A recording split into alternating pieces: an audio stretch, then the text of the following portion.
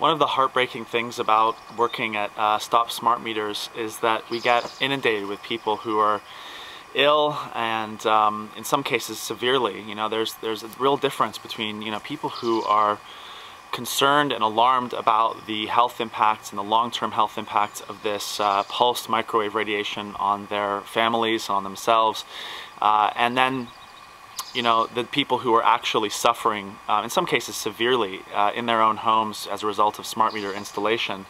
One of those people who contacted us, her name is Winifred, and she owns her own home in San Mateo County. And since the smart meter went in, she's been suffering pretty severe symptoms, and she's gone to PG&E, she's gone to the Public Utilities Commission, she's gone to her legislators, and no one is doing anything. So here in America in 2011, she's been forced to leave her home. She's been living out of her van for basically about 2 months.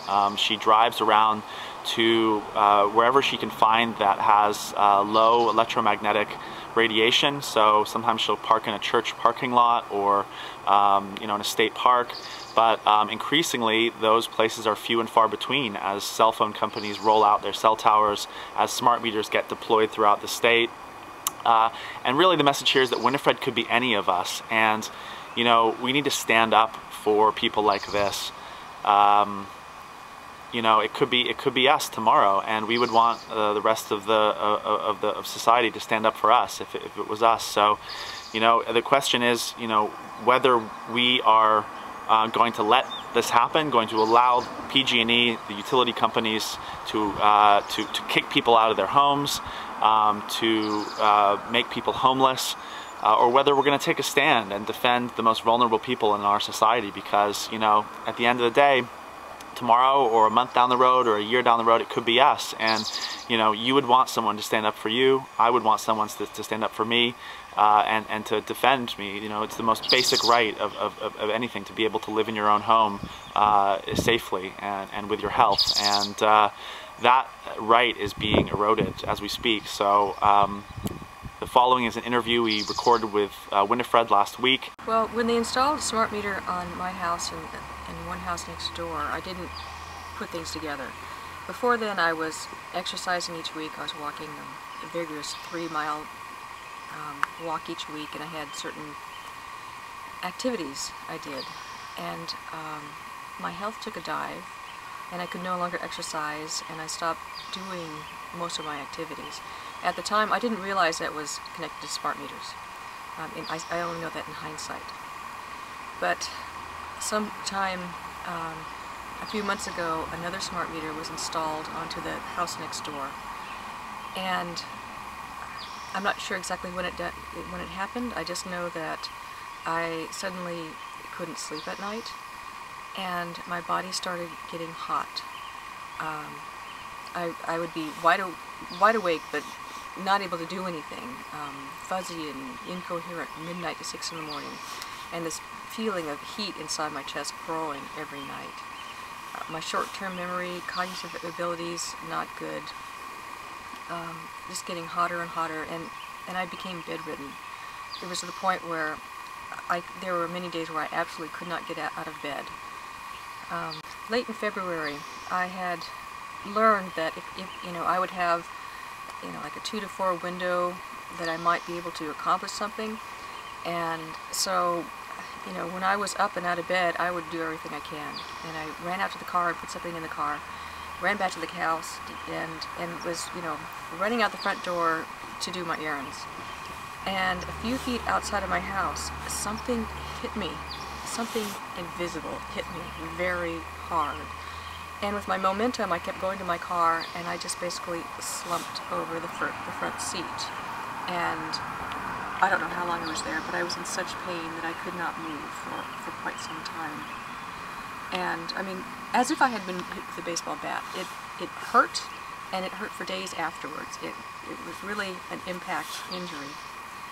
And when I was able to get up, I walked back to where I was hit, and I looked in the direction that I had been hit, and I walked to my fence, and then I looked behind the fence, And the new house next door, it had had a temporary electrical connection to the house for the past 2 years while it was built. That was now changed to a smart meter. And with that, I went, huh.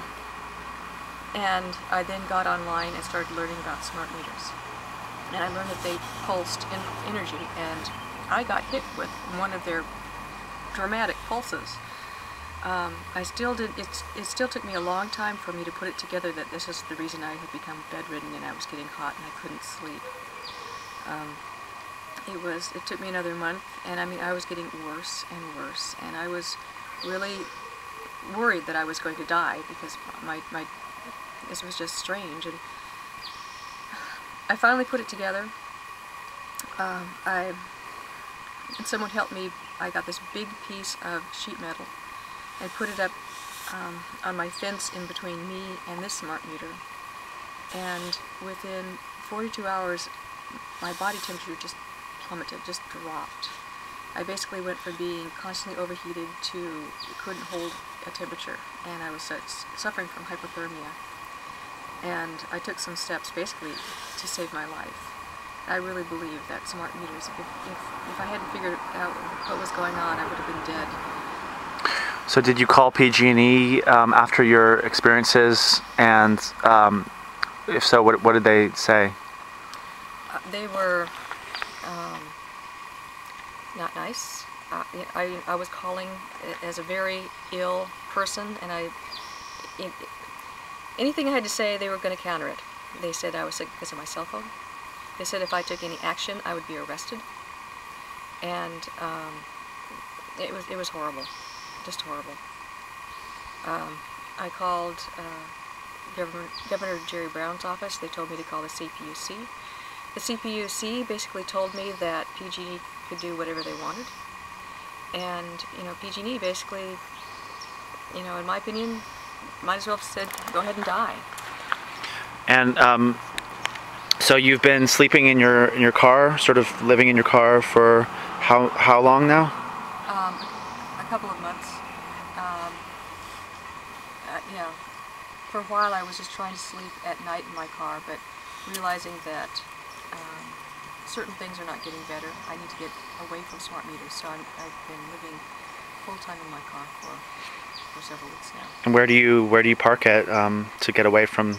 I've been parking one grocery store lot, church lots. I look for places where there's a lot of space and not many smart meters. And how do you feel about just what's going on, the situation where a utility can make decisions that this particular decision is obviously throwing you out of your home, and there's been virtually no action taken by the legislature or the PUC to protect. I mean, how do you feel about that? I'm absolutely shocked. I thought I lived in America. I thought I had certain rights. I thought I had certain basic rights, and one being people not harming my health. And to look into the legalities of this and to learn all about it, I am shocked. I do not feel like I'm living in America. I feel like I'm under Hitler and I'm in some kind of a concentration camp. Mm-hmm. I mean, the smart meter, the radiation has been measured. It's in my house. It's, it doesn't make any sense. And to find out that there are laws that have been passed so that basically your health doesn't matter and they can do whatever they want, this is ridiculous. And what can the average person do who, obviously people are busy, they're going to work, and they may not be aware of this, but what do you want people to do to stand up for people like you who are electrosensitive and suffering, and how do you think we're going to put a stop to this? I want people to scream. I want them to flood the emails of all our legislature and calls and just scream and say this is outrageous, and form in protests and civil disobedience if needed, because this is ridiculous. It's just ridiculous.